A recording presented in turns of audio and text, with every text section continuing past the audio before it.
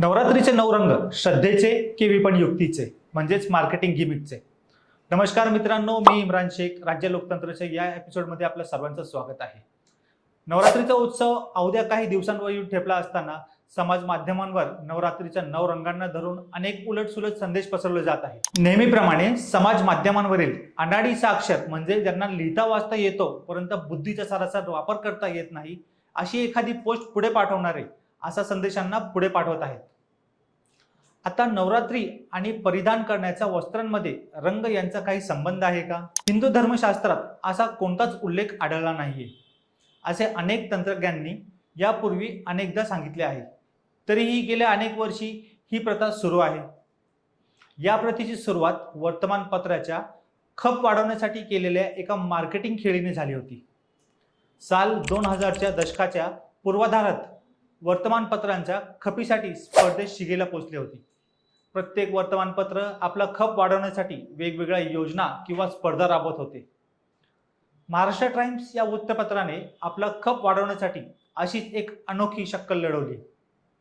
त्यांनी 9 दिवसांचे 9 रंग जाहीर केले। तसेच त्या दिवशी त्या रंगाची वस्त्रे परिधान करून काढलेले फोटो वर्तमानपत्राच्या कार्यालयात पाठवण्याचे आवाहन देखील वाचकांना केले। दुसऱ्या दिवशी ते फोटो वर्तमानपत्रांमध्ये छापून येऊ लागले। मोफत प्रसिद्धी कुणाला नको आणि त्या काळी वर्तमानपत्रात आपला फोटो छापून आला म्हणजे आपलं जीवन सफल झाला असे समजत अनेकांना वाटत होते। त्यामुळे पहिल्या वर्षापासूनच या योजनेला उदंड प्रतिसाद लाभला। गर्दीच्या वेळी संपूर्ण रेल्वे स्टेशन एकाच रंगाने भरलेलं दिसून लागले।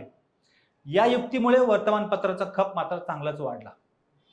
मानवीय स्वभावानुसार एखादी गोष्ट वारंवार करत राहिलो की त्या गोष्टीची सवय होते आणि वर्षानुवर्ष सवय ती गोष्टीची केली तर तीच प्रथा बनते।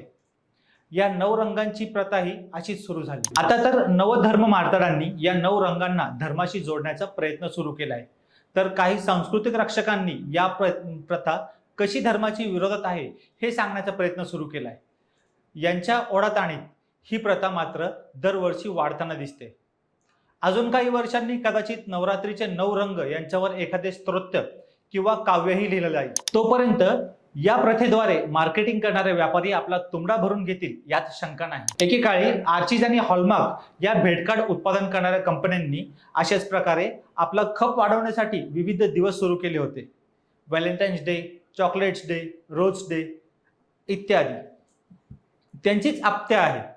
सर्वसामान्यांनी विशेषतः महाविद्यालयीन विद्यार्थ्यांनी या आप्त्या आजपर्यंत जपल्या आहेत आणि पुढेही सांभाळतील। आता नाण्याची दुसरी बाजू, 9 दिवस 9 रंगांची वस्त्रे परिधान केले तर काय बिघडलं?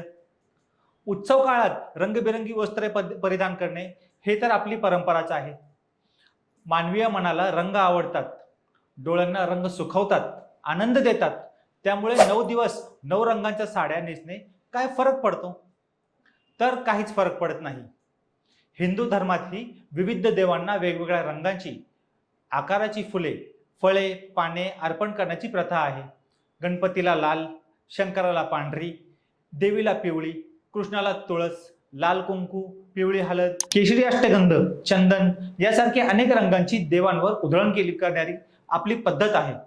त्यामुळे अशा प्रकारे 9 दिवस 9 रंग लिहून कुणाला आनंद मिळाला असेल तर ती चांगलीच गोष्ट आहे। त्यामुळे आपली संस्कृती भ्रष्ट होईल असे म्हणणे म्हणजेच अनाठाई भीतीने पछाडल्याचे लक्षण म्हणावे लागेल। आपले सण मोठ्या उत्साहाने साजरे केले पाहिजे।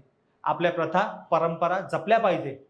चुकीच्या प्रथा परंपरा मोडीत काढून चांगल्या प्रथा परंपरा पुढच्या पिढीला हस्तांतर केले पाहिजे। मात्र हे करत असताना विपणन अर्थातच मार्केटिंग करण्यासाठी आपण गिनीपिग व्हायचं का हे ज्याने त्याने आपल्या बुद्धीने ठरवायचं आहे। ही माहिती आपल्याला कशी वाटली आम्हाला कमेंट करून नक्की कळवा आणि जर आमच्या चॅनलवर नवीन असेल तर राज्य लोकतंत्राला सबस्क्राईब करायला विसरू नका।